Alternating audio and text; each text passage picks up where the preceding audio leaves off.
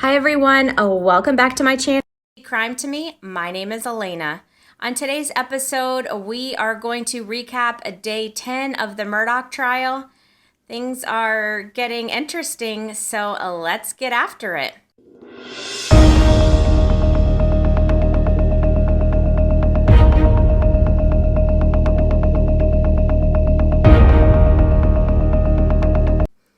So how the day started was with the prosecution and the defense again arguing in front of the judge about Shelly Smith's testimony yesterday, about her, if she saw the raincoat or if she just saw the tarp. As we know, the raincoat did test positive for gunshot residue. The defense was basically trying to get the judge to tell the jurors that they had to ignore that part of the testimony. However, the judge made the decision to let the jury decide for themselves about the raincoat.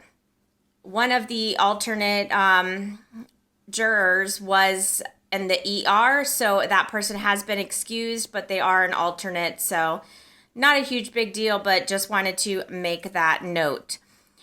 So we started off the day with some financial testimony. The CFO of Alec Murdaugh's old law firm, Janine Seconder.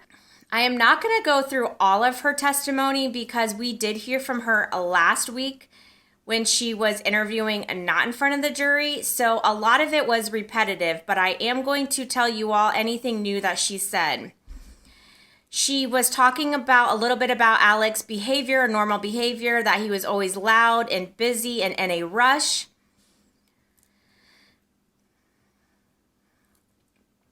That things with him were always last minute. He was in a hurry, constantly frantic, and constantly on the phone. She said she thought he was a very successful lawyer because he knew how to manipulate people and clients into liking him, and that he had to have had an incredible memory to keep up with all the financial schemes that he had going on.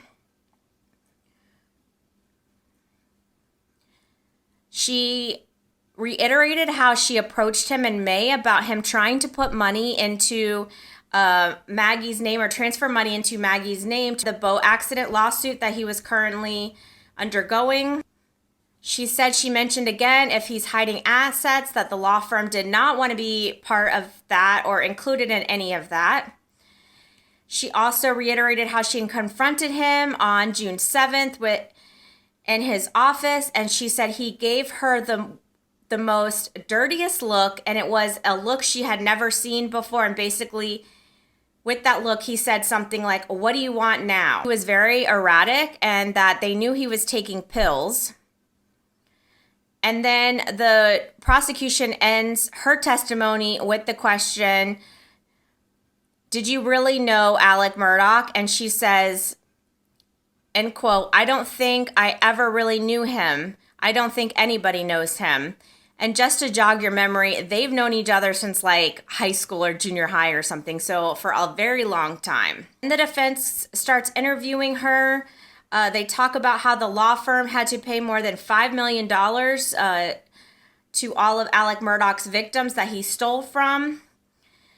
She reiterates again that she didn't confront him on June 7th with stealing the money, just that she was trying to talk to him about shielding the money for the boat crash and what exactly happened with that lump sum they were supposed to receive from that case that he had worked with another attorney on. She also reiterates how the confrontation about the missing money was ended after the murders.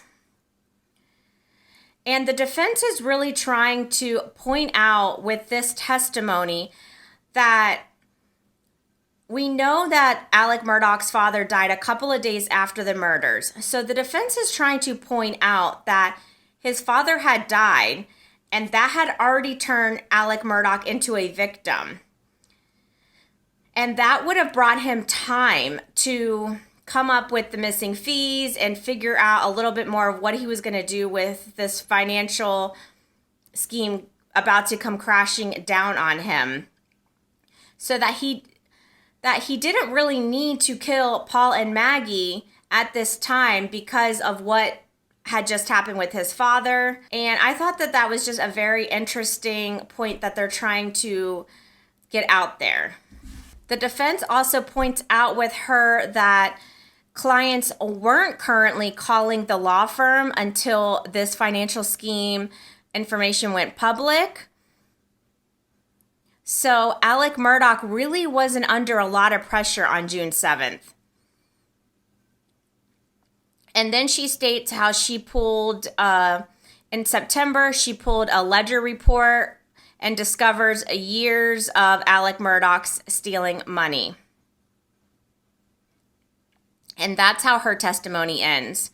Another just really weird, interesting thing that came up without the jury in between a break was the defense tells the judge that he had to pay $450 to get a rough draft of Shelley Smith's transcript testimony from yesterday from a private company. And some people were saying that that is an interesting thing that the defense mentioned if they have to go to appeal if Alec Murdaugh is found guilty.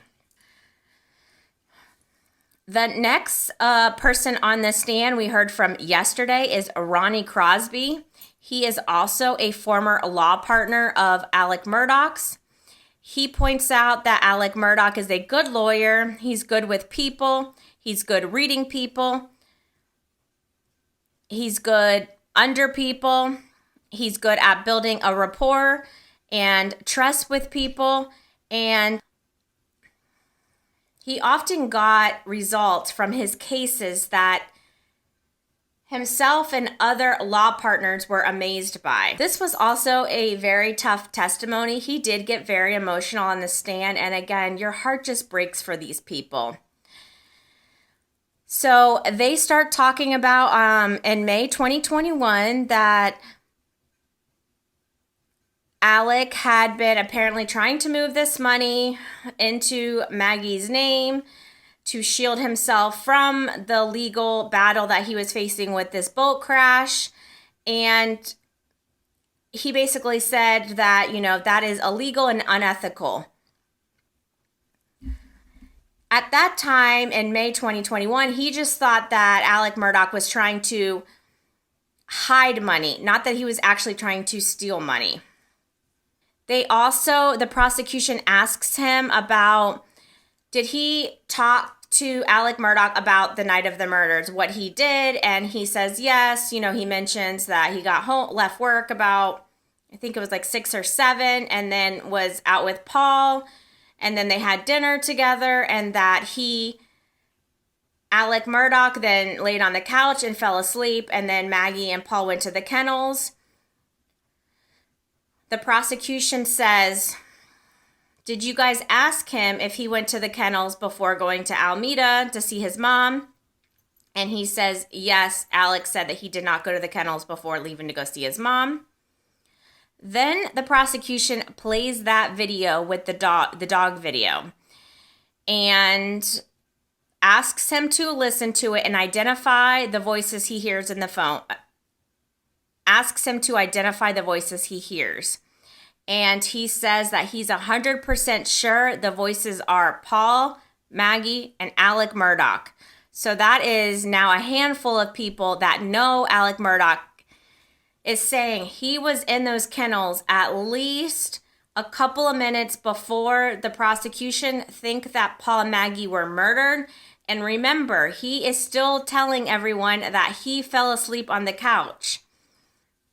Then they talk about once you knew Alec Murdaugh was stealing money, and he says that he immediately called law enforcement and reported him to the South Carolina bar.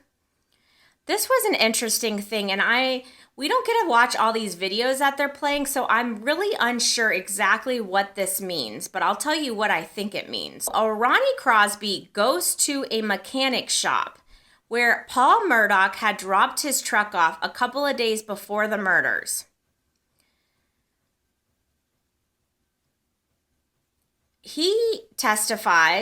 Ronnie Crosby testifies that Paul's 12-gauge shotgun and the .300 blackout rifle were not in the truck.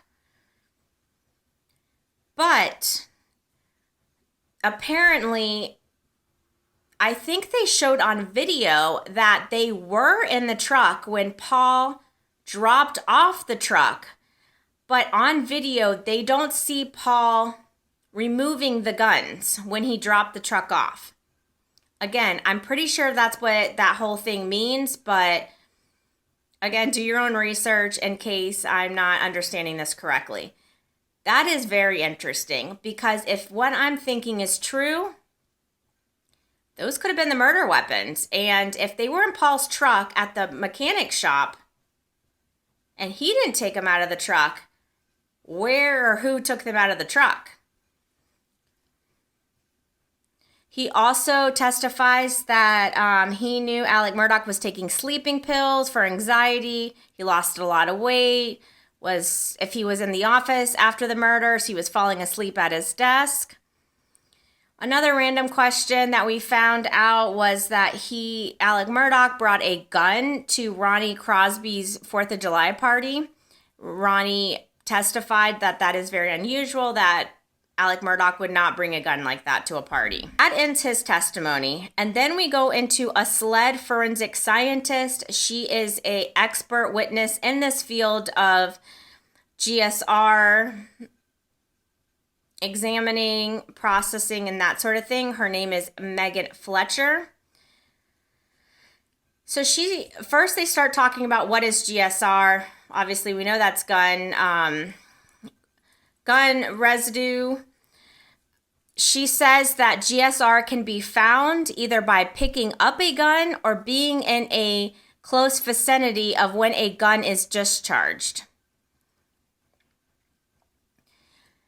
She says a GSR on hands can tell them if the GSR came from a recent shooting. However, GSR on clothing, they cannot tell where it's from.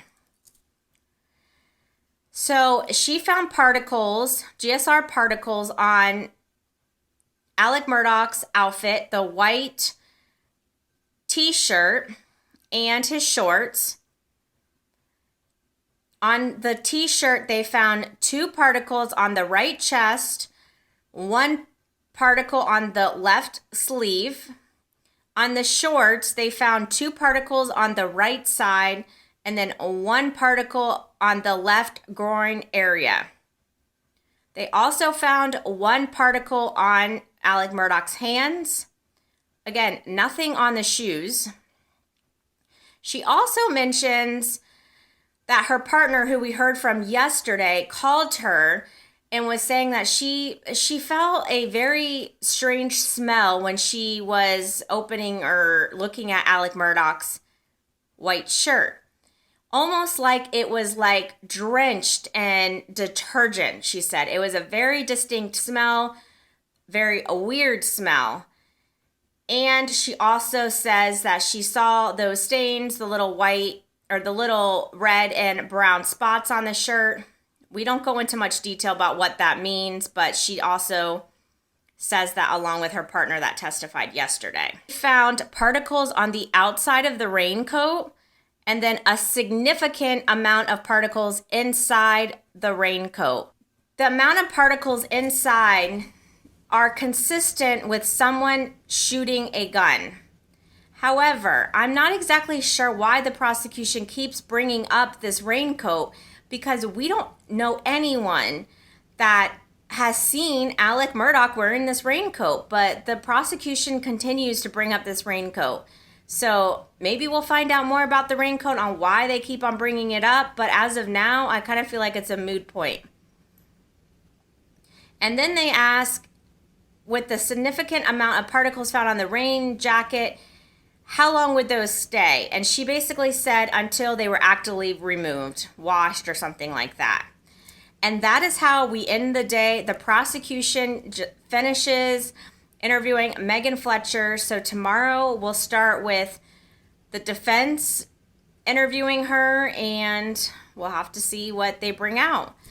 One thing I do want to know is that I find a little strange from all of my experience watching court cases. I don't feel like the prosecution is doing a good job of like telling a story with their witnesses. A lot of times I feel like in a case or in a trial, they start out with like all of the police investigators and then the forensics and then lumps together like the people that know him. This could be because of the financial portion that they've had to weave in and out. But I almost think that all of this, especially with the jury not having notepads, that it could be very confusing to follow. So that's just something I mentally noted today. Not sure if any of you guys are feeling like that. As always, please leave your comments below. I'm curious to know what you guys are thinking of the trial so far, about this raincoat, about this truck with the guns, about the financial stuff that is now coming out. So please leave your comments. And thank you all again for joining me here on Speak Crime to Me. I will be back tomorrow with the day 11th recap, and until next time.